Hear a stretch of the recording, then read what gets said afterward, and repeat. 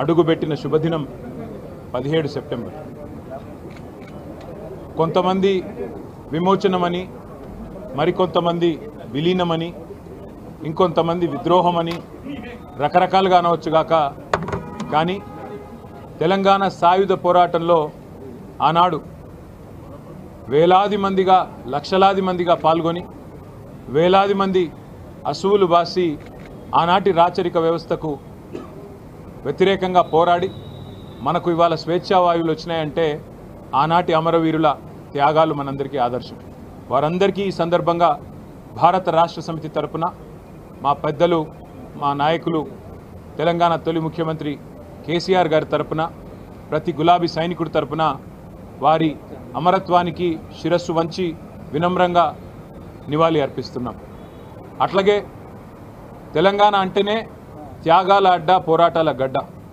సాయుధ పోరాటం నుంచి మొదలు పెడితే తొలి దశ తెలంగాణ ఉద్యమమైనా, ఆ తర్వాత కేసీఆర్ గారి నాయకత్వంలో జరిగిన మలిదశ పోరాటమైనా, ఇవాళటికి కూడా ఈ నియంతృత్వ కాంగ్రెస్ ప్రభుత్వానికి వ్యతిరేకంగా జరుగుతున్న, ఈ ప్రజా కంటక కాంగ్రెస్ ప్రభుత్వానికి వ్యతిరేకంగా జరుగుతున్న పోరాటమైనా దానికి ఆదర్శం, దానికి బీజం పడ్డది తెలంగాణ సాయుధ పోరాటంతోనే.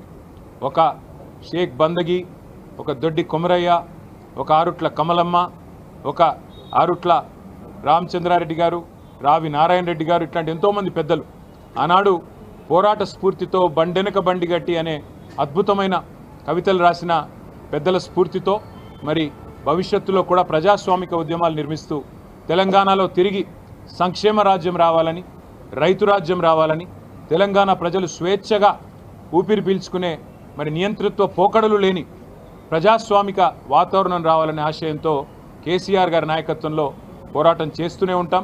ఇవాళ పోరాడుతున్న మా విద్యార్థి తమ్ముళ్ళు, చెల్లెళ్ళు గ్రూప్ 1 పరీక్షల్లో విఫలమైన ప్రభుత్వం కోర్టు అభిశంసనతో మరి ఈరోజు దిక్కుతోచక చివరికి రౌండ్ టేబుల్ మీటింగులు పెట్టుకుంటే కూడా నియంతృత్వ పోకడలతో విద్యార్థులను అరెస్ట్ చేస్తున్న దుర్మార్గమైన వ్యవస్థ ఇవాళ మన కళ్ళ ముందున్నది. రైతులు ఇవాళ అల్లాడిపోతుంటే వారిని పట్టించుకోకుండా ఒలింపిక్స్ గురించి మాట్లాడుతున్న ఒక నీతిమాలిన ప్రభుత్వం ఇవాళ మన రాష్ట్రంలో ఉన్నది. ఇట్లాంటి నియంతృత్వ పోకడలను ఆనాటి తెలంగాణ సాయుధ పోరాట స్ఫూర్తితో ఎదురిద్దాం. ఎదురొడ్డి నిలబడి తిరిగి తెలంగాణను సంక్షేమ బాటన, అభివృద్ధి బాటన కేసీఆర్ గారి నాయకత్వంలో ముందుకు తీసుకొని పోదామని చెప్పి మా సోదరులందరికీ, సోదరీమణులందరికీ తెలంగాణ వ్యాప్తంగా ఈరోజు జాతీయ సమైక్యతా దినోత్సవంగా, ఎందుకంటే ఒకరు విమోచనం అనొచ్చు, ఇంకోరు విలీనం అనొచ్చు, ఇంకోరు విద్రోహం అనొచ్చు, కానీ ఇవాళ రాచరిక వ్యవస్థ నుండి ప్రజాస్వామ్య వ్యవస్థలోకి సమైక్యమైన రోజు కాబట్టి మేము దీన్ని జాతీయ సమైక్యతా దినోత్సవంగా గతంలో ప్రభుత్వంలో ఉన్నప్పుడు పాటించాం. ఆ రోజు జెండా ఎగిరేసాం, ఈరోజు జెండా ఎగిరేస్తూనే ఉన్నాం, ఈరోజు జెండా ఎగిరేసినాం.